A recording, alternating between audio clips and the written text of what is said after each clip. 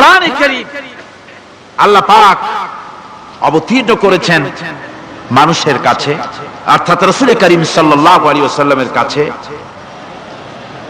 এক সময় এভাবে নাজিল হয়নি, 30 পারা কোরআন একসাথে আসেনি। এসছে কিভাবে? ধারাবাহিকভাবে আস্তে আস্তে একটু একটু করে আল্লাহ পাক অবতীর্ণ করেছেন। এই কোরআন আল্লাহ নাজিল করলেন, তিনি বললেন আর রহমান আল্লামাল কোরআন।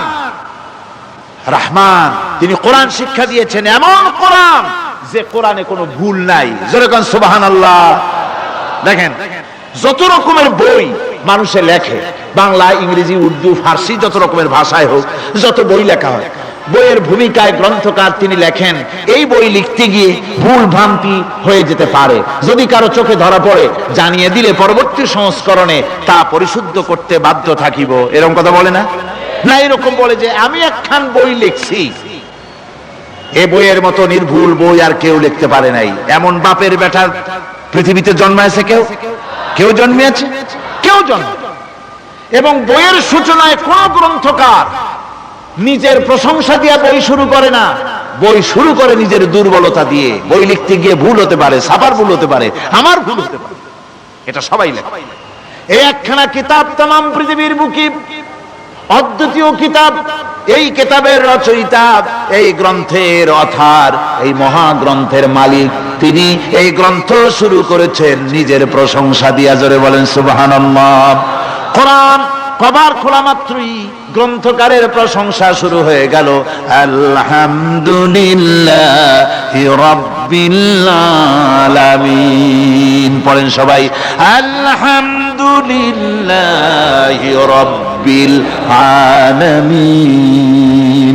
সমস্ত প্রশংসা, যাবতীয় প্রশংসা ওই আল্লাহ সুবহানাহু ওয়া তাআলার, যিনি तमाम বিশ্ব জাহানের যিনি স্রষ্টা, পালনেওয়ালা রব। সুতরাং তার প্রশংসা দিয়ে শুরু হলো। বইয়ের অথার যিনি, কিতাবের অথার যিনি, গ্রন্থের মালিক যিনি, তার নিজের প্রশংসা দিয়ে বই শুরু হয়ে গেল। সামনে এগোলেন, এবার কিতাব সম্পর্কে চিন্তা আসতে পারে, ভুল টুল আছে নাকি? কিতাব খোলা মাত্রই প্রশংসার পরে দেখতে পাবেন যালিকাল কিতাবু লা রাইবা ফীহি। এই কিতাবের ভিতরে, এই সেই কিতাব যার ভিতরে কোনো ভুল নাই, কোন সন্দেহের অবকাশ নাই। বিরাট চ্যালেঞ্জ আল্লাহ পাক করেছেন। পৃথিবীতে আল্লাহকে অস্বীকার করেছে এমন বহু পাপিষ্ঠ নরাধম নরপশু মানুষ মানব সমাজে জন্মায়েছে যারা আল্লাহকে অস্বীকার করেছে। আছে না? আছে না? কিন্তু এ কথা কেউ আগে বলেনি যে কোরআন শরীফ মানুষের তৈরি। এ কথা বলে কেউ প্রমাণ দিতে পারেনি, এ কথা বলার সাহস কেউ রাখে না। তার কারণ, কেউ যদি বলে যে কোরআন মানুষের তৈরি, তাহলে তাকে বলা হবে যে তাহলে মানুষের তৈরি যখন, তুমিও তো মানুষ, একখানা তৈরি করো। আজ পর্যন্ত এই চ্যালেঞ্জের মোকাবেলা কেউ করতে পারেনি। আল্লাহ রাব্বুল আলামিন বলেন, আম ইয়াকুলুনা ইফতারাহু কুল ফাতু বিসূরাতিন মিন মিসলিহি ওয়াদউ মান ইসতাতা'তুম মিন দুনিল্লাহি ইন কুনতুম সাদিকিন। ও নবী, ওরা কি কথা বলে যে কোরআন মানুষের বানানো? যদি তাই হয়, আপনি বলুন যে তোমরা তোমাদের যত রকমের সাহায্যকারী আছে, সমস্ত সাহায্যকারীদের সাথে নাও আর কোরআনের সূরার মতো করে সূরা বানাও। এরপরে আল্লাহ রাব্বুল আলামিন আবার চ্যালেঞ্জ করলেন, কুল লা ইন ইসতামাতিল ইনসু ওয়াল জিন্নু আইয়াতু বিমিসলি হাদাল কুরআন।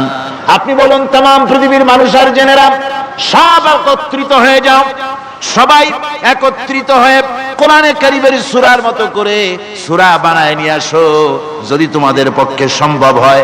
আল্লাহ পাক বলেন, লা ইয়াতুনা বিমিসলিহি ওয়ালাউ কানা বা'দুহুম লিবা'দিন যাহিরা। তোমরা যদি জেনেদের সাহায্যকারী মানুষ হও, মানুষের সাহায্যকারী জেনেরা হও, तमाम পৃথিবীর মানুষ আর জেন একত্রিত হয়ে প্রচেষ্টা চালালেও আল্লাহর কোরআনের সূরার মতো করে একটা সূরা কেউ বানাতে পারবে না। পারবে? পেরেছে কেউ? আজও পর্যন্ত কেউ কোরআনে কারীমের সূরার মতো করে একটা সূরা কেউ এই পৃথিবীতে বানাতে পারেনি, কারো পক্ষে এটা সম্ভব হয়নি।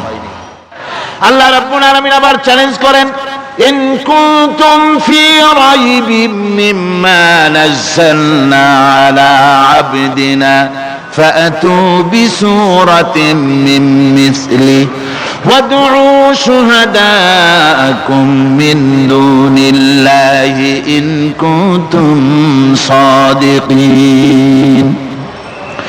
আমি আমার বান্দার উপরে যে কিতাব অবতীর্ণ করেছি এর ভিতরে সন্দেহ আছে বলে যদি মনে করো এর ভিতরে সন্দেহ আছে, মানুষের বানানো, এমনটি যদি সন্দেহ হয়, তাহলে কোরআনের সূরার মতো করে একটা সূরা বানাও, ছোট্ট একটি সূরা বানাও।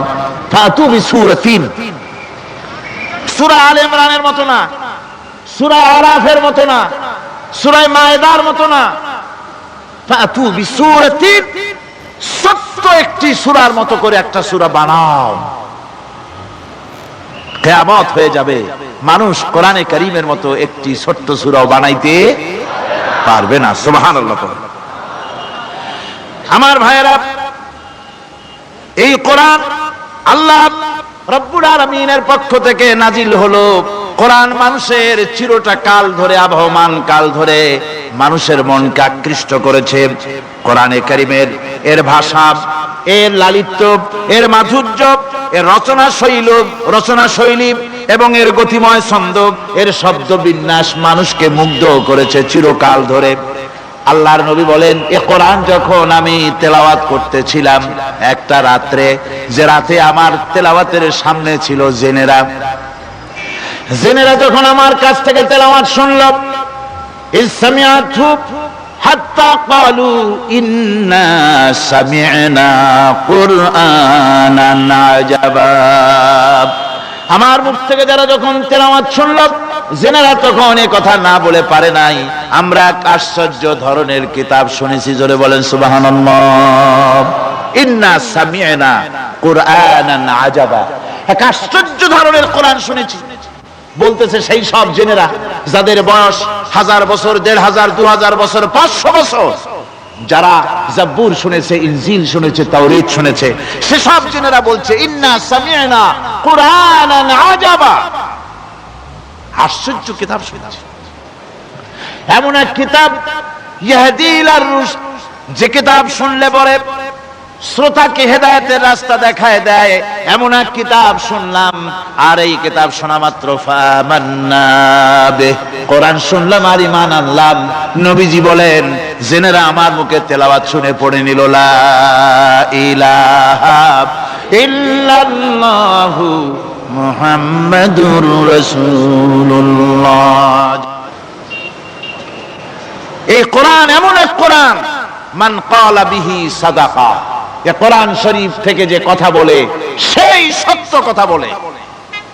কোরআন থেকে যে কথা বলে সে কি বলে? তার কারণ কোরআন এসেছে কার কাছ থেকে? ওয়া মান আসদাকু মিনাল্লাহি কিলা, আমি আল্লাহর চাইতে সত্যবাদী আর কে হতে পারে? আল্লাহর নবী বলেন, কোরআন থেকে যে কথা বলে সেই সত্য কথা বলে। আর ওয়ামান আমিলা বিহি উজরা, এই কোরআন যে আমল করবে তাকে পুরস্কার দেওয়া হবে, সে পুরস্কৃত হবে, দুনিয়ায় পুরস্কার পাবে, আখিরাতেও পুরস্কার পাবে। সুবহানাল্লাহ।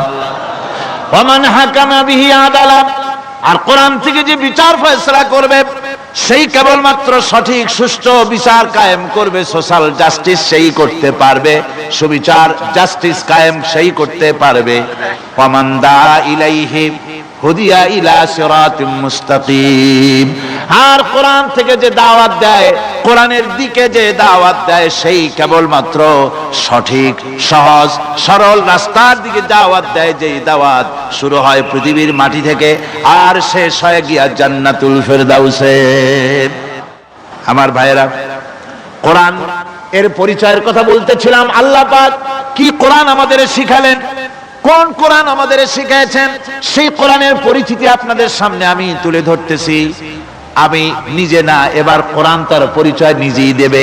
কেউ যদি কোরআনের কাছে জিজ্ঞাসা করে কোরআন তুমি কোথা থেকে নাজিল হয়েছ, কে তোমাকে নাজিল করেছে, এই প্রশ্ন যদি কেউ কোরআনের কাছে করে, কোরআন নিজেই তার জবাব দিতে পারে কিনা? কোরআন নিজেই বলে তানজিলাম মিম্মান খালাকাল আরদা ওয়াস সামাওয়াতিল উলা। এই কোরআন নাজিল করেছেন তিনি, যিনি ওই সুউচ্চ আকাশ আর জমিনকে যিনি সৃষ্টি করেছেন, সেই আল্লাহ আমারে নাজিল করেছেন। কোরআনের কাছে কেউ যদি প্রশ্ন করে, ও কোরআন, এই পৃথিবীতে নাজিল হওয়ার আগে তুমি কোথায় ছিলে, কেউ যদি প্রশ্ন করে, কোরআনে কারীম নিজের পরিচয় শোনায়, আমি কোথায় ছিলাম শোনো। বাল হুয়া কুরআনুম মাজিদুন ফি লাউহিম মাহফুজ। বরং এই কিতাব অতীব মর্যাদা সম্পন্ন সুরক্ষিত ফলকে লিপিবদ্ধ ছিল, আমি ছিলাম লৌহে মাহফুজে, সেখান থেকে এসেছি।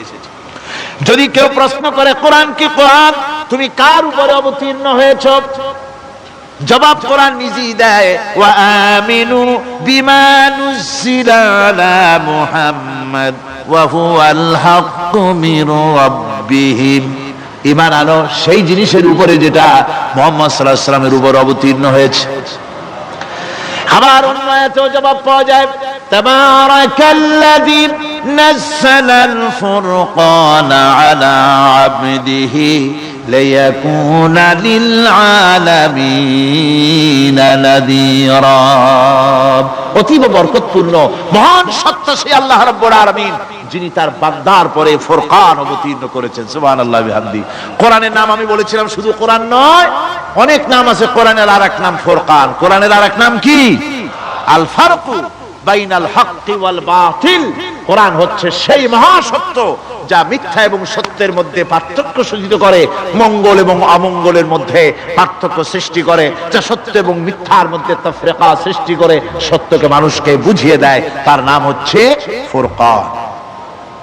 এবার যদি প্রশ্ন করা হয়, ও কোরআন, বুঝলাম তুমি লৌহে মাহফুজে ছিলে, বুঝলাম তুমি নবীজির উপরে নাজিল হয়েছো, এবার বলো তুমি কোন মাসে নাজিল হয়েছো, তুমি তো আসছিলা প্রথম কোন মাসে নাজিল হয়েছো?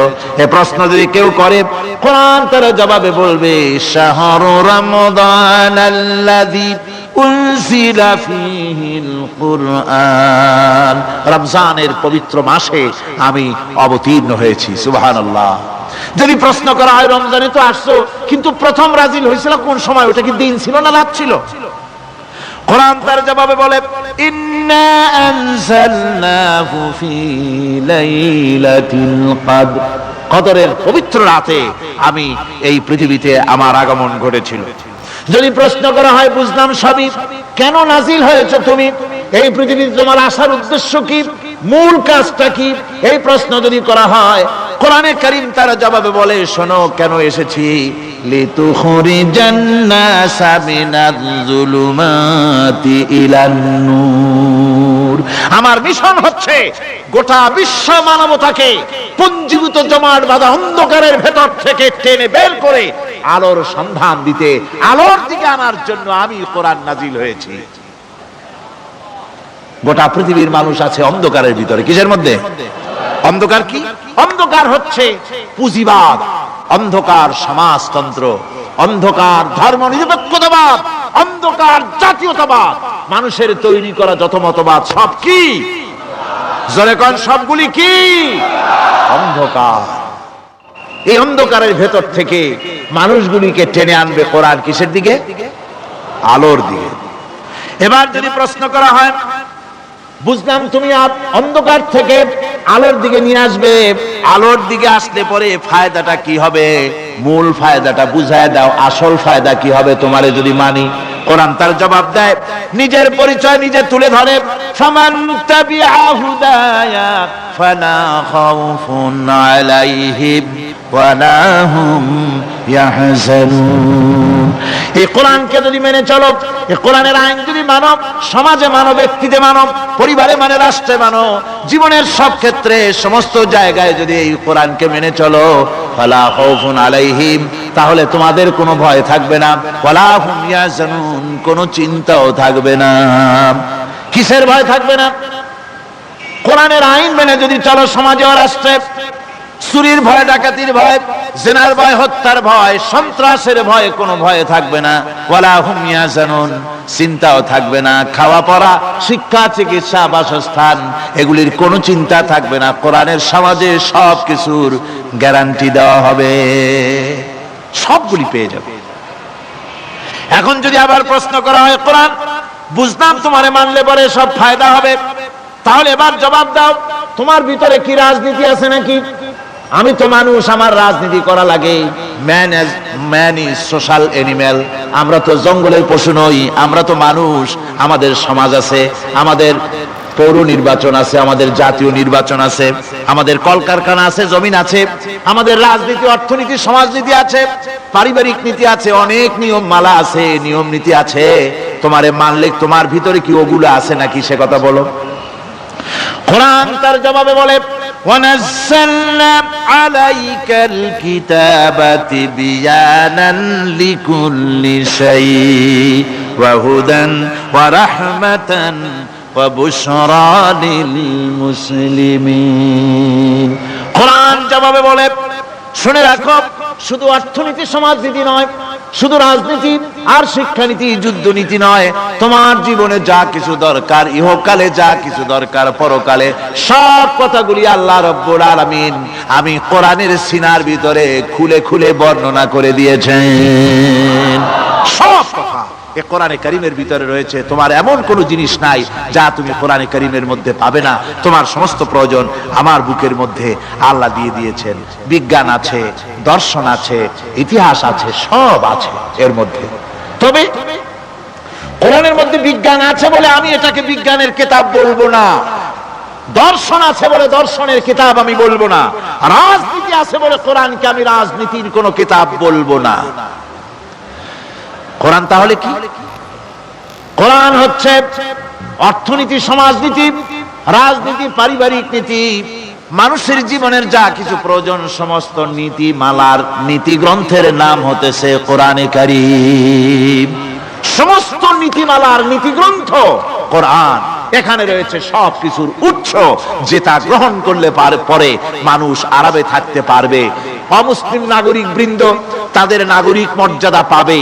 মুসলমান, কৃষক, নারী, চিকিৎসা, কৃষিবিদ, সাধারণ মানুষ, রং, বর্ণ, ভাষা নির্বিশেষে গোটা মানব সভ্যতা আরামে বাস করতে পারবে। পশু পাখিও আরামে থাকবে, গাছপালাও আরামে থাকবে, যেহেতু নির্দেশ হয়েছে বিনা প্রয়োজনে গাছের পাতাটিও ছিঁড়ো না। ইসলামের সমাজ যদি চালু হয়, গাছেরাও আরাম পাবে, তাহারও আরাম পাবে। চট্টগ্রামের লোকেরা যেভাবে পাহাড় কাটা আরম্ভ করেছে, এটা বড় দুঃখজনক। জুমলায় মুতারেজা একটা বলে দিলাম, অপ্রাসঙ্গিক হলেও জরুরি কথা। আপনারা পাহাড় কাটতেছেন না, আপনাদের নিজেদের পায়ে নিজেরা কুড়াল মারতেছেন। খবরদার পাহাড় কাটবেন না। আল্লাহর প্রকৃতির ভারসাম্য আপনারা নষ্ট করছেন বলে ওজোন স্তরে ফাটল ধরেছে। তা রিপেয়ার করার জন্য আজকে বিশ্বের সব বিজ্ঞানীরা হতাশ হয়ে গিয়েছে, পাগল হয়ে গেছে। কেমনে এই ওজোন স্তরের ফাটলকে রিপেয়ার করব? ওজোন স্তরটা কি? ওজোন স্তর হচ্ছে, সুবহানাল্লাহ, আল্লাহর যে কত দয়া। সূর্য, সেই সূর্যের রয়েছে আলট্রা ভায়োলেট রে, যাকে বাংলায় বলা হয় অতি বেগুনি রশ্মি। যে রশ্মিটা সৃষ্টি জগতে যদি আসে আর তা যদি কোনো প্রাণীর শরীরকে টাচ করে, তাহলে সমস্ত প্রাণী ক্যান্সার হয়ে, এক্সিমা হয়ে, বিখাউজ হয়ে, অ্যাজমা হয়ে সমস্ত প্রাণী মরে যাবে, কেউ বাঁচবে না। মারাত্মক রশ্মি। সেই রশ্মিটা যাতে সৃষ্টি জগৎকে টাচ করতে না পারে, সেজন্য আল্লাহ পাক একটা ওজোন স্তর তৈরি করেছেন। ওখানে এসে ওটা বাধাপ্রাপ্ত হয়, পৃথিবীর মাটিতে আসে না। যা কিছু পৃথিবীর মানুষের জন্য, পৃথিবীর জন্য কল্যাণকর, সেগুলি সূর্য থেকে আসতে থাকে। সুবহানাল্লাহ ওয়া বিহামদিহি। যেটা ক্ষতিকর, সেটা আল্লাহ পাক আটকায় রাখে। এখন সেই ওজোন স্তরে ফাটল ধরলো। কেমনে ফাটল ধরলো?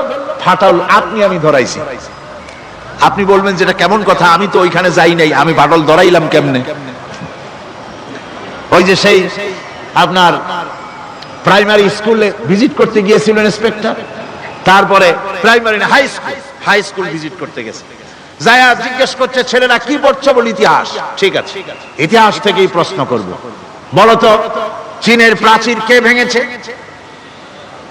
ছেলেরা জবাব দিচ্ছে, তুমি বলো, তুমি বলো। কেউ বলছে, বেঞ্চের কোনা যে ছেলেটি সে বলছে সর্বনাশ। কেউ যখন স্বীকার করে না, এটা তো আমার মাথায় আসবে।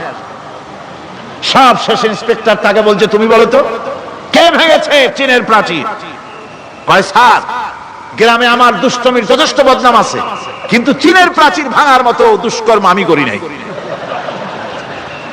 ইন্সপেক্টর খুব রেগে গেলেন, মাস্টারের দিকে তাকালেন, এই বুঝি আপনার ইতিহাস পড়ানো?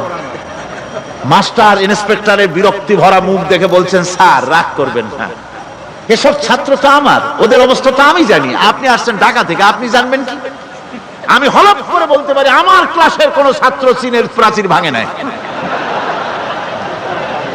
ইন্সপেক্টর রাগ হইয়া চলে গেছে হেডমাস্টারের রুমে, যায় বলছে যে আমি আপনার স্কুলের গ্রান্টকে আমি নাকচ করে দেব, মঞ্জুরি আমি ক্যান্সেল করে দেব। কেন? এই অবস্থা। হেডমাস্টার বলছে, স্যার রাগ করবেন না, আপনার জন্য কিছু টাকা পয়সাও রাখছি হাদিয়া, বড় একটা চর্বিযুক্ত খাসিও জবাহ করা হয়েছে, পুকুর থেকে রুই মাছ তোলা হয়েছে। তারপরেও আমার ছাত্ররা, টিচাররা বলার পরেও যদি আপনার সন্দেহ হয়ে থাকে যে আমার ছাত্ররাই ভাঙছে, তো ওই আপনি অসন্তুষ্ট হবেন না, রাগ করবেন না স্যার, ওই প্রাচীর ভাঙতে যা খরচ লাগে আমি কিছু খরচ দেবো, তো আপনি রাগ করেন না। এখন চিন্তা করেন, স্কুলের ছাত্র থেকে শুরু করে হেডমাস্টার পর্যন্ত জ্ঞানের বহর। তো বলতেছিলাম, আপনি আমি ওজন স্তরে ফাটল ধরিয়েছি, তার অর্থ এই নয় যে আপনারা গিয়ে ওখানে কুড়াল মারিয়ে ওটারে ভাঙছেন। তাহলে ওটা কি হয়েছে? কোরআনে কারীমে রব্বুল আলামিন বলেন, ওয়ামা সাবাকুম মিন মুসিবাতিন ফাবিমা কাসাবাত আইদিকুম ওয়া ইয়াফু আন কাসীর। যত বিপদ তোমাদের উপর আরোপিত হয়, সমস্ত বিপদ তোমাদের দুই হাতের কামাই করা। কে বলছেন? আল্লাহ পাক। ওজন স্তরে ফাটল ধরেছে, এটা বিপদ, বিশ্বের সমস্ত মানব সভ্যতা সৃষ্টি জগতের জন্য বিপদ। এই বিপদের জন্য দায়ী পৃথিবীর মানুষ। কি রকম? সেটা হচ্ছে গাড়ির পেছন থেকে যে কালো ধোঁয়া বের হয়, কল কারখানার চিমনি থেকে যে কালো ধোঁয়া বের হয়, এই কালো ধোঁয়াগুলি, তারপরে সমস্ত কেমিক্যাল উইপেন সেগুলি যে টেস্ট করা হয়, তার রিয়াকশন ইত্যাদি, এই কালো ধোঁয়া এবং সমস্ত মারণাস্ত্রগুলি এক্সপেরিমেন্ট করার সমস্ত এই রিয়াকশনগুলি সবগুলি গিয়ে ওই ওজন স্তরে ফাটল ধরিয়ে দিয়েছে। আস্তে করে পাতলা হয়ে এটা ফেটে গিয়েছে, অতি বেগুনি রশ্মি আসা শুরু করেছে। এটাকে বন্ধ করার জন্য বিজ্ঞানীরা আজ মরিয়া হয়ে গিয়েছে। ইনশাআল্লাহ আল্লাহ পাক তার বিজ্ঞানীদের মানুষের মাথায় বুদ্ধি এনে দিবেন, রিপেয়ারও হয়ে যাবে ইনশাআল্লাহ। সবাই বলেন ইনশাআল্লাহ। তাহলে বললাম কেন এই কথাটা? এই জন্য বললাম যে কোরআনে কারীমের মধ্যে আল্লাহ রাব্বুল আলামিন সব কথা বলে দিয়েছেন, কোনো কথা বাদ রাখেন নাই। পাহাড়গুলি ভেঙে আমরা ক্ষতি করতেছি, গাছগুলি কেটে আমরা ক্ষতি করতেছি, প্রকৃতির ভারসাম্য নষ্ট করে দিচ্ছি, ফলে সমুদ্রের পানি স্ফীত হচ্ছে, ভূমিকম্প বাড়তেছে, ঘূর্ণিঝড় হচ্ছে, টর্নেডো হচ্ছে, পৃথিবী বিধ্বস্ত হয়ে যাচ্ছে, ক্লাইমেটের পরিবর্তন আসছে। আজকে পৌষ মাস, এটা কি মাস? কত তারিখ? দেখেন বাংলা ভাষাকে কত মহব্বত করি। যদি বলি আজকে ডিসেম্বরের কত তারিখ, গড় গড় করে মুখস্থ হয়ে যাবে। বাংলারে খুব ভালোবাসি, মাসটার তারিখ বলতে পারলাম না, দুঃখিত। এই হলো আমাদের ভালোবাসা। আজকে পৌষ মাসের অর্ধেকও শেষ হয়ে যাচ্ছে, অথচ মনে হচ্ছে শীত যেন তার শ্বশুর বাড়ি বেড়াতে গেছে। এই যে অবস্থা, এই অবস্থা শুধু বাংলাদেশে নয়, গোটা পৃথিবীতে ক্লাইমেটের একটা বিরাট পরিবর্তন আসতেছে, একটা বড় রকমের পরিবর্তন আসতেছে। এর কারণ হচ্ছে এই পৃথিবীর মানুষেরা নিজেরাই প্রকৃতির ভারসাম্যকে নষ্ট করে দিয়েছে।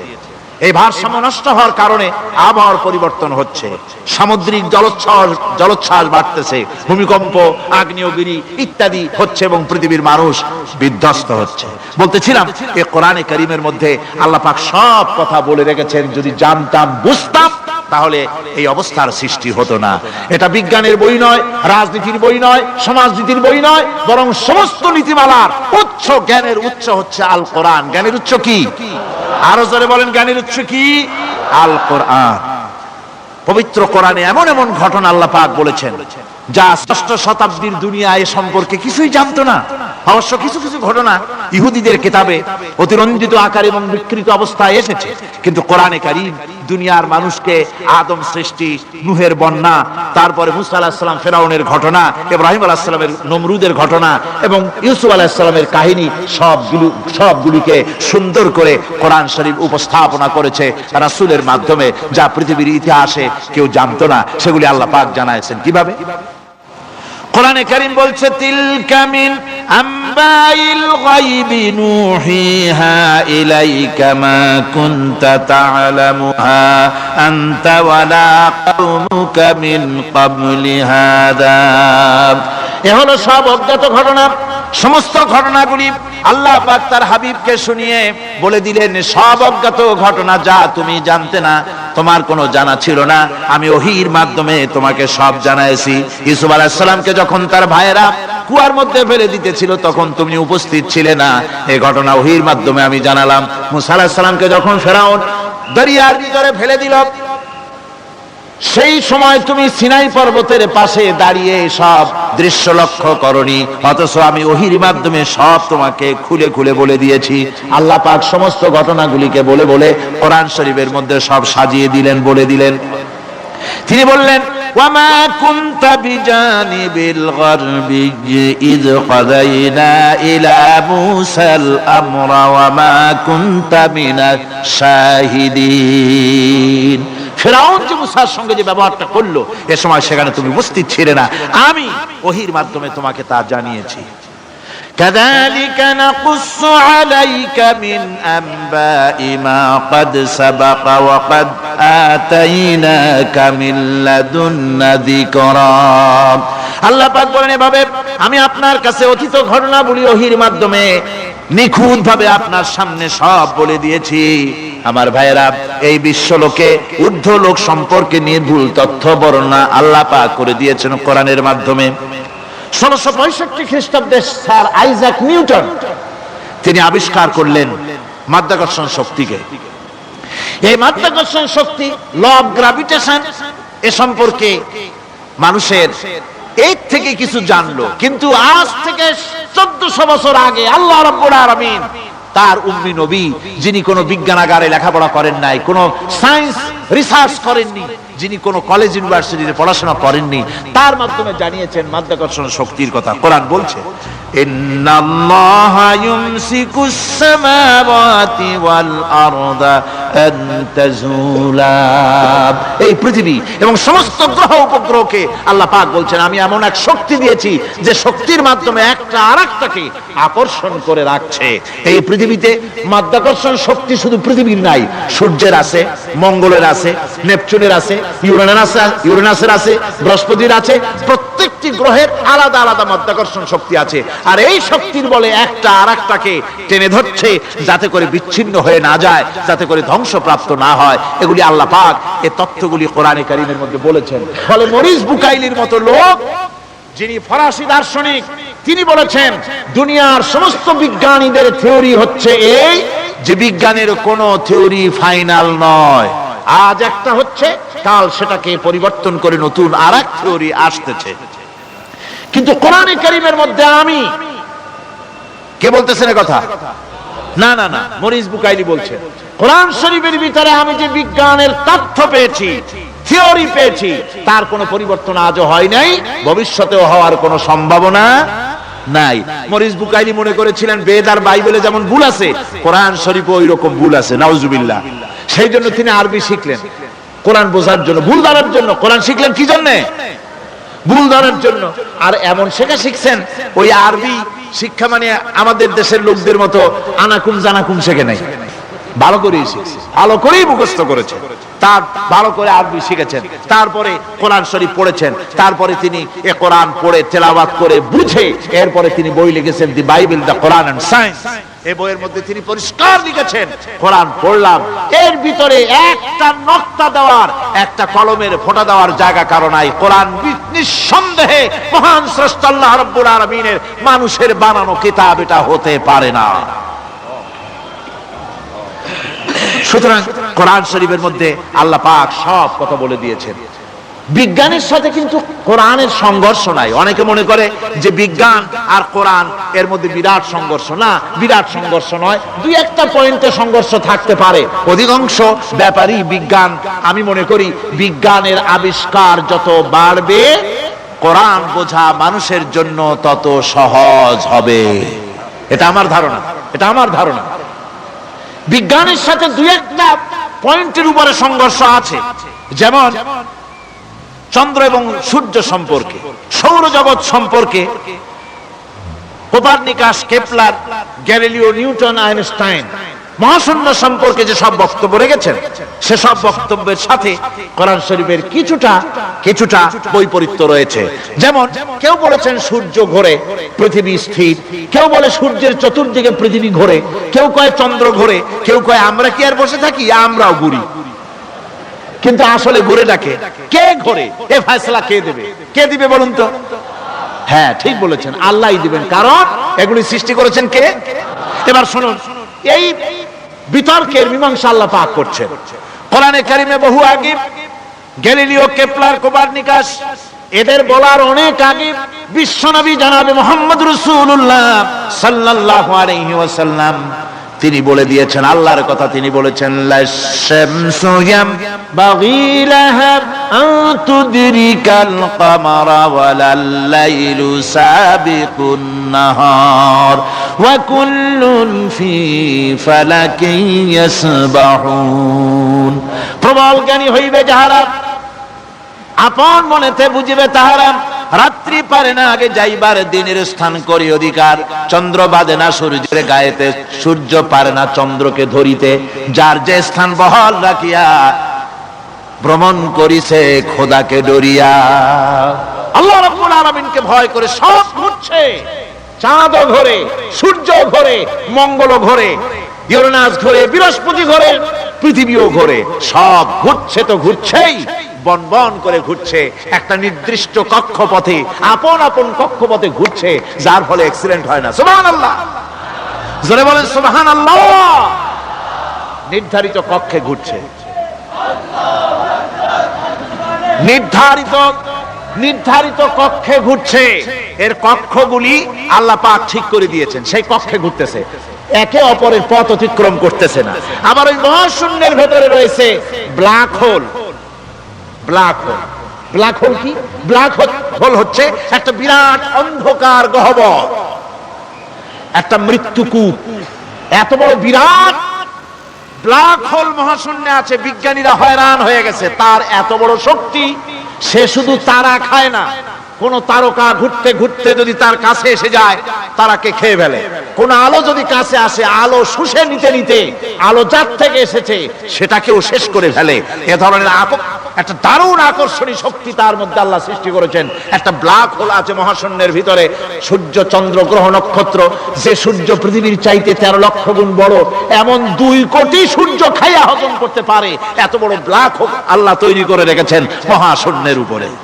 রয়েছে মিল্কি ওয়ে, রয়েছে গ্যালাক্সি, অন্তত 10,000 কোটি, 10 সহস্র কোটি তারকা দিয়ে সমৃদ্ধ গ্যালাক্সি মিল্কি ওয়ে, যেটা অন্ধকার রাত্রে, তারকা সজ্জিত রাতে উত্তর দক্ষিণ দিকে টানা একটা পথের মতো দেখা যায়। এটা হচ্ছে গ্যালাক্সি, এইটাকে বলা হয় মিল্কি ওয়ে, এটা হচ্ছে ছায়াপথ। অসংখ্য তারকা এর মধ্যে রয়েছে। কত বড় বড় তারকা, অনেক দূরে, তাই আমরা দেখি বিন্দু বিন্দু, আসলে কি বিন্দু না। কত বড় জানেন? বিজ্ঞানীরা বলেছেন দৈত্যের মতো বিরাট বিরাট তারকা আছে, যে সূর্য পৃথিবীর চাইতে 13 লক্ষ গুণ বড়। এরকমের সূর্য অন্তত 3 কোটি সূর্য খাইয়া হজম করতে পারে, এরকম অসংখ্য তারকা মিল্কি ওয়ের ভিতরে আল্লাহ সৃষ্টি করেছেন। সুবহানাল্লাহ বিহামদিহি, সুবহানাল্লাহ। আর মানুষ লাফায়, 4 আঙ্গুল মানুষ খালি লাফ দেয়, মোষ কতগুলো রাখিয়া, কোন আনন্দে লাফাও, কি শক্তি তোমার! মহাশূন্যের তুলনায় এই পৃথিবীর অবস্থান কি জানেন? এই জন্য যত বেশি পড়াশোনা করবেন মাথা নত হয়ে যাবে। কমিউনিস্ট হয় ছাগলেরা, বুদ্ধিমান কোনোদিন কমিউনিস্ট হয় না। কারা কমিউনিস্ট হয়? ছাগলগুলি। যাদের আকল নাই, যাদের জ্ঞান নাই, বুদ্ধি নাই, ওরাই কমিউনিস্ট হয়। কোন চিন্তাবিদ, কোন বিজ্ঞানী কমিউনিস্ট হয় না। মাথা নত হয়ে যায়, আল্লাহর এই সৃষ্টি দেখে পাগল হয়ে যায়। নিঃসন্দেহে আল্লাহ আছেন, নইলে পরে এগুলি হয় কি করে? আমি চিন্তা করে পাই না কমিউনিস্ট হয় কেমন, কতখানি পাগল হইলে হয়। ছোট্ট একটা রুমাল দেখলে মনে করি কোন তাঁতি এটারে বানাইছে, একটা এই কি জানি কয় মাইক দেখলে মনে করি কেউ এটাকে বানাইছে, টেবিল দেখলে মনে করি কেউ বানাইছে, ফ্রিজ দেখলে মনে করি বানাইছে কেউ, একটা সুই দেখলে মনে করি কেউ এটাকে বানাইছে। আর এই বিশাল পৃথিবী, ওই বিশাল আকাশ, কমিউনিস্টরা কয় এমনি এমনি হইছে। আমার বন্ধুগণ, মাথা নত হয়ে আসবে চিন্তা করলে কি বিশাল সৃষ্টি আল্লাহ পাকের। এই ছায়াপথ, এই গ্যালাক্সি, এর তুলনায় পৃথিবীর অবস্থান কোথায়? পৃথিবীর অবস্থানটা হচ্ছে, আমার হাতে একটি কলম, এই কলমটা কাগজের উপরে আমি যদি এই নিপটা রাখি, কাগজের ভিতরে নিপে যতটুকুন জায়গা টাচ করবে, মহাশূন্য গ্যালাক্সি মিল্কি ওয়ে, আল্লাহর ওই মহাশূন্যের তুলনায় পৃথিবীর অবস্থান একটা কলমের নিপে যতটুকুন জায়গা নেয় এর থেকে বেশি নয়। এই যদি হয় পৃথিবী, তাহলে সেই পৃথিবীর মানুষ আপনি কতটুকু? সলিমুদ্দিন বসিরুদ্দিন খালি লাফায়।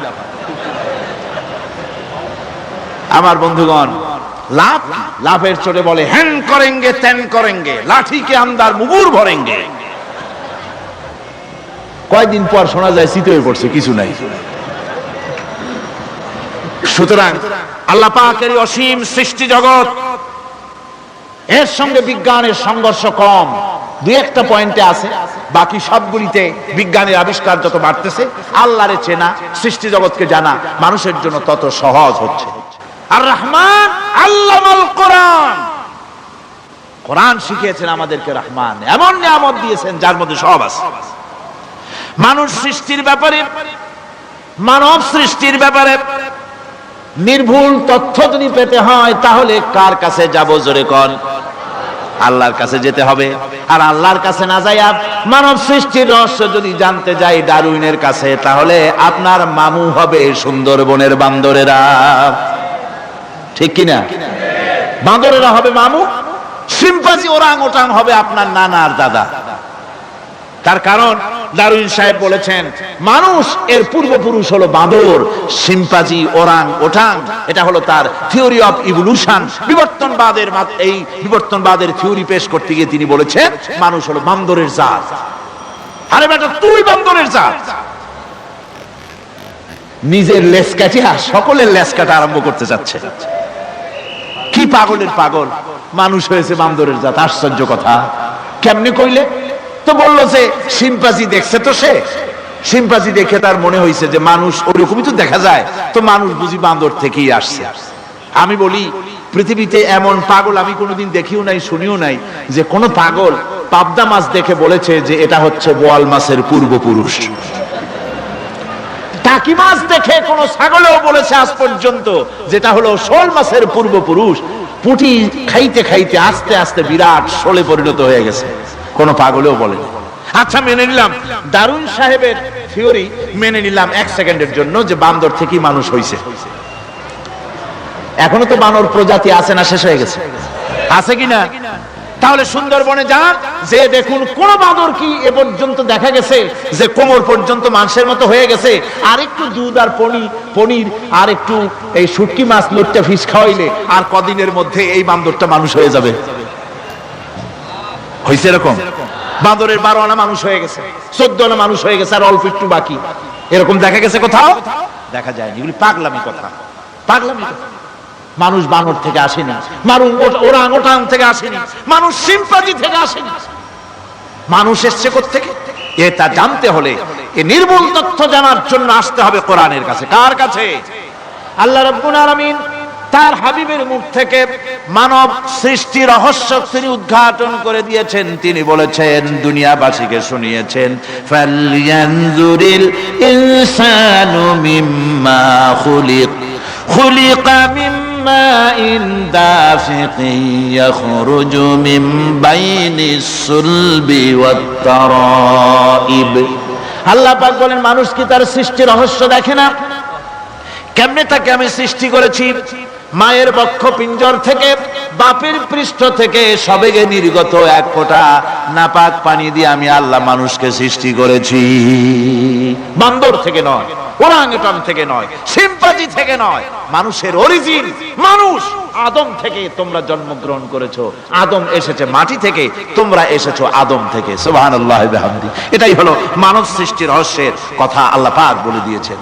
অন্যত্র আল্লাহ বলেন, ইন্না খালাকনাকুম মিন তুরাবিন সুম্মা মিন নুতফাতিন সুম্মা মিন আলাকাতিন সুম্মা মিন মুদগা। নিষ্প্রাণ মাটি থেকে তোমার উৎপত্তি হয়েছে, আর এই নিষ্প্রাণ মাটি দিয়ে তোমাকে তৈরি করা হয়েছে। এগুলি মাতৃগর্ভের ভিতরে গিয়া নাপাক পানি ফোঁটা জমাট রক্ত হয়েছে, গোশত হয়েছে, তারপরে মানুষের আকৃতি দিয়েছি, আর এরপরে বাচ্চার আকারে মায়ের পেট থেকে আমি আল্লাহ মানুষ করে তোমাকে বের করেছি। সুতরাং মানব সৃষ্টি রহস্যের কথা বিজ্ঞানের সাথে যেটা সাংঘর্ষিক হবে কোরআনের সাথে, আমরা সেটা মানতে পারি না। আমাদেরকে মানতে হবে মূল জ্ঞানের কিতাবটা। মূল জ্ঞানের কিতাব কোনটা? জোরে কোন তো কোনটা? কোরআন। এখানে সব কথা আল্লামাল কোরআন। কোরআন শিখিয়ে মানুষকে আল্লাহ পাক সবচাইতে বড় দয়া করেছেন, এর থেকে বড় দয়া আর হয় না। কোরআন শিখিয়েছেন আমাদের, যার মধ্যে সমস্ত তথ্যের কথা আল্লাহ পাক বলেছেন। The universe and doctor Einstein বইয়ের ভিতরে লেখা হয়েছে যে একদিন এমন হবে যখন ধীরে ধীরে সূর্য তার আলো হারিয়ে ফেলবে, চন্দ্র নিষ্প্রভ হয়ে যাবে, আর পৃথিবী আস্তে আস্তে তার গতি হারিয়ে ফেলবে। একথা আজকের বিজ্ঞানীরা অথবা আজ থেকে কয়েক বছর আগের বিজ্ঞানীরা একথা বলছেন। কিন্তু রাসূল করিম সাল্লাল্লাহু আলাইহি ওয়াসাল্লামের মুখ থেকে আজ থেকে 1400 বছর আগে, যিনি বিজ্ঞানাগারে মোটেও পড়াশোনা করেননি, লিখতে জানেন না, পড়তে জানেন না, সই করতে জানেন না, বিজ্ঞান আসছে কথা বলছে, সেই কথা 1400 বছর 1500 বছর আগে রাসূল করিমের মুখ থেকে আল্লাহ পাক বলছেন। কোরআনে কারীম বলছে, ইয়াসআলু আইয়ানা ইয়াউমুল কিয়ামা ফাইদা বারিকাল বাসারু ওয়া খাসাফাল কামারু ওয়া জুমিআশ শামসু ওয়াল কামার। হে রাসূল, রাসূলের কাছে জিজ্ঞাসা করে কিয়ামত কবে হবে? আল্লাহ পাক বলেন, বলে দিন যেদিন চন্দ্র তার আলো হারিয়ে ফেলবে, যেদিন সূর্য তার আলো হারিয়ে ফেলবে, আর চন্দ্র আর সূর্য সব একাকার হয়ে যাবে। হাজরা বলছে চাঁদে আলো থাকবে না, সূর্য আগের থেকে তার উত্তাপ এবং আলো স্তমিত হতেছে, এবং হতে হতে এমন এক পর্যায়ে আসবে যখন সূর্য আলো হারিয়ে ফেলবে। বিজ্ঞানীরা গত 4-5 বছর আগে এ বক্তব্য রেখেছেন, কিন্তু 1400 বছর আগে বিজ্ঞানের লালনাগারে লেখাপড়া না করে হুজুরের মুখ থেকে আল্লাহ কথা বলে দিয়েছেন। তাহলে বিজ্ঞানের আসল কিতাব কোনটা? জোরে বলেন কোনটা? আল্লাহ পাক আরো বলেন, ইজাশ শামসু কুবিরাত ওয়া ইযান নুজুমুন কাদারাত ওয়া ইযাল জিবালু সুজ্জিরাত। তারকাগুলি, সূর্যের আলো থাকবে না, নক্ষত্রগুলো স্থানচ্যুত হয়ে যাবে, কক্ষচ্যুত হয়ে যাবে, পাহাড়গুলিকে পরিচালিত করে দেওয়া হবে, কিছুই থাকবে না, সব শেষ হয়ে যাবে। বিজ্ঞানীরা আজ বলতেছে যে সব শেষ হয়ে যাবে, কিছুই থাকবে না, সব শেষ হবে। বিজ্ঞানীরা বলতেছেন, কোরআন অনেক আগে বলেছে, কুল্লু মান আলাইহা ফান ওয়া ইয়াবকা ওয়াজহু রাব্বিকা যুল জালালি ওয়াল ইকরাম। সব শেষ হয়ে যাবে, বিশ্বে যা কিছু আছে সব লয় হবে, ক্ষয় হবে, ধ্বংস হবে, কিচ্ছু থাকবে না, থাকবেন শুধু আল্লাহ সুবহানাহু ওয়া তাআলা। সুবহানাল্লাহি ওয়া বিহামদি। কোরআনে কারীম এ কথা বহু আগে আমাদেরকে জানিয়ে দিয়েছে। সুতরাং আসল জ্ঞানের কিতাবটাই হচ্ছে কোরআনে কারীম।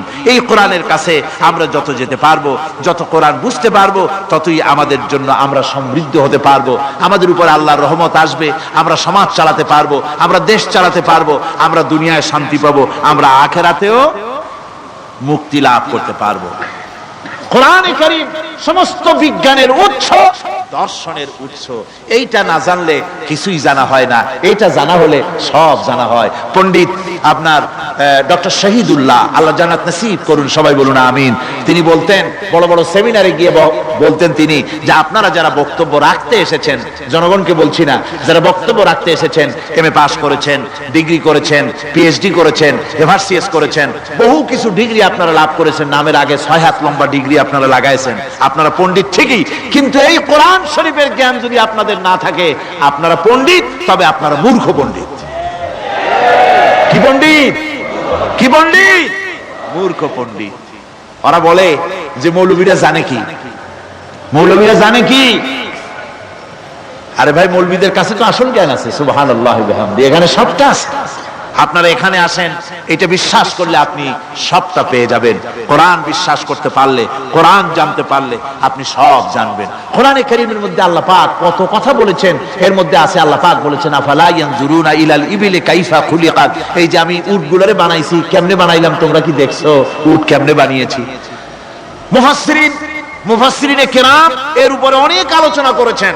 তারা বলেছেন যে উট মরুভূমির জাহাজ, তারপরে উটের পিঠে একটা চুট আছে, কোন কোন উটের পিঠে 2টা চুট আছে, মাঝখানে বসে একটারে হেলান দিয়ে আর একটা ধরে বসা যায়। আমি দেখছি 2টা চুটওয়ালা উট, আফ্রিকান উট আমি দেখেছি, যে চুট সুবহানাল্লাহ, দেখলে অবাক হয়ে যেতে হয় যে আল্লাহর কি কুদরত। উটের পৃষ্ঠে 2টা চুট, মাঝখানে আপনি বসবেন, পিছনেরটা একটা সোফা সেটের মতো, পিছনে হেলান দিলেন, আর সামনে যখন সে মরাল সম চড়াই উত্তরাই পথ দিয়ে নামা ওঠা করবে, তখন আপনি যেন পড়ে না যান, সেজন্য সামনেরটা বুকের সাথে জড়ায় ধরবেন। এরপরে কি সৃষ্টি আল্লাহর, সুবহানাল্লাহ বিহামদিহি।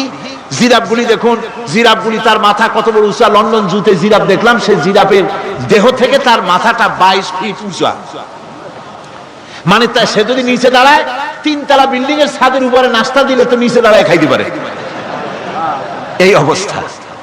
সেই জিরাফে পানি খাবে কেমনে? মাথা হলো অত উঁচায়, পিছনের ঠ্যাং 2টা খাটো, সামনের ঠ্যাং 2টো উঁচা, এখন পানি খাবে কেমনে? ওই মাথা নামাইতে গেলে ঠ্যাং তো অনেক উঁচা। আল্লাহ পাক এমন সুন্দর ব্যবস্থা করলেন, সামনের 2টা ঠ্যাং এভাবে সরায় দেওয়ার মতো। ও যখনই পানি খায় দেখলাম 2টা ঠ্যাং অনেক ছাড়ায় দেয়, 2 দিকে ঠ্যাং চলে যায়, তখন মাথাটা সহজে নিচে নামায় আসে, পানি খাইতে পারে। এই সুযোগগুলি আল্লাহ সুবহানাহু ওয়া তাআলা তিনি করে দিয়েছেন। ওমা কুন্না আনিল খালকি গাফিলিন, আমি আমার সৃষ্টি জগৎ সম্পর্কে অমনোযোগী নহি। সুবহানাল্লাহ বিহামদিহি। ভল্লুকগুলি কি বিরাট বিরাট একটা ভল্লুক, শ্বেত ভল্লুক দেখেছি, কৃষ্ণ ভল্লুক দেখেছি, হাঁটতেছে মনে হয় যেন পায়ের তলায় হাফসুল করা, ঠিক জুতা পায়ের তলাটা যেমন দেখা যায় ওই রকমের তলাটা, গায়ে একেবারে পশম। ওই বরফের দেশে থাকতো, সে শীত কষ্ট না পায়, সেই জন্য আল্লাহ একটা কম্বল ওর গায়ে জড়ায় দিয়েছে, অটোমেটিক কম্বল। সুবহানাল্লাহ বিহামদিহি। তো উট, আল্লাহ বলছেন উট কেমনে বানাইছি দেখছো? আফালা ইয়ানজুরুনা ইলাল ইবিলি কাইফা খুলিকাত, উট বানালাম কেমনে দেখেছিস? মানুষ অবাক হলো, আল্লাহ এত কথা থুইয়া উটের কথা বলছেন, কারণ নানান রকম মানুষ বলল। শেষ পর্যন্ত প্রাণীতত্ত্ববিদরা তারা আবিষ্কার করলেন মূল কারণটি। মূল কারণটি, অনেক কারণ আছে আল্লাহ পাকে কথা বলার। উট তো মরুভূমির জাহাজ, তারপরে উট মানুষের অনেক উপকারে আসে, এ কথা বলা হয়েছে। প্রাণীতত্ত্ববিদরা খুঁজে খুঁজে তারা দেখতে পেয়েছে যে উটকে জবাহ করে দেখা গেছে, উট সমস্ত প্রাণী বাতাস থেকে অক্সিজেন যতটা গ্রহণ করে ততটা ছেড়ে যায়, যতটা গ্রহণ করে ততটা ছেড়ে যায়। একমাত্র প্রাণী উট যে যতটা অক্সিজেন গ্রহণ করে বাতাস থেকে সবটা ছাড়ে না, 2/3 ছেড়ে দেয়, 1/3 তার লাংসের পাশে রাখার জন্য আল্লাহ পাক একটা চেম্বার তৈরি করেছেন। ওই চেম্বারের ভিতরে 1/3 অক্সিজেন থেকে যায়, কারণ পানিও রেখে, তার পানি রাখার জন্য রিজার্ভ ট্যাঙ্কি আছে, একটা ভেতরে একটা রিজার্ভ ট্যাঙ্কি আছে, অক্সিজেন রাখার একটা চেম্বার আছে। এগুলি কেন? এই জন্য যে মরুভূমির ভিতরে সাইমুম শিল্পী গোষ্ঠী না, কিন্তু ঝোড়ো হাওয়া, মরুভূমির ভিতরে ঝোড়ো হাওয়া, এই ঝোড়ো হাওয়া যখন আরম্ভ হয়ে যায় তখন মানুষ বাঁচতে পারে না, মানুষ টের পাইয়া সব বাড়িতে চলে যায়। মরুভূমিতে চড়ে বেড়ায় উট, সে যাবে কোথায়? ওর তো যাওয়ার জায়গা নাই। 7 দিন 8 দিন 1 সপ্তাহ 2 সপ্তাহ পর্যন্ত এই মরুভূমিতে ঝড় চলতে থাকে, বালুর ঝড়, কিচ্ছু দেখা যায় না। ওখানে দেখছিলেন বালুর পাহাড়, কালকে আজকে দেখবেন বালুর পাহাড় এখানে চলে আসছে। এভাবে পাহাড় তৈরি হয়ে যায়, বালি উড়ায় নিয়ে যায় বাতাসে। এই বাতাসের ভিতরে বালু উঠতে থাকে সমানে, মানুষ প্রাণী কিছুই সেখানে শ্বাস করতে পারে না, বাঁচতে পারে না। উটের মতো প্রাণী যে মরুভূমিতে থাকে, ও বাঁচবে কি করে? আল্লাহ সুবহানাহু ওয়া তাআলা ওর লাঞ্চের পাশে অক্সিজেন রাখার চেম্বার করে পানির ট্যাঙ্কি তৈরি করে দিয়ে রেখে এমন কায়দা করেছেন, ও যখনই টের পায় যে ঝড় শুরু হবে, সাথে সাথে ঠ্যাং দিয়া মুখ দিয়া গর্ত করে বালুর ভিতরে মাথা ঢুকাইয়া 1 সপ্তাহ 2 সপ্তাহ থাকতে পারবে মাটির তলে, অক্সিজেনের অভাব হবে না। আফালা ইয়ানজুরুনা ইলাল ইবিলি কাইফা খুলিকাত, দেখো নাকি কিভাবে সৃষ্টি করেছি আমি এই সুন্দর উটকে, একবার দেখো। আর শুকরিয়া তোমার মাথা নত হবে। যত বড় কমিউনিস্ট হও, আল্লাহর শ্রেষ্ঠের জন্য সেজদা দিতে বাধ্য হবে যদি তোমার ঈমান এতটুকুনো থাকে। আল্লাহুম্মা আমিন।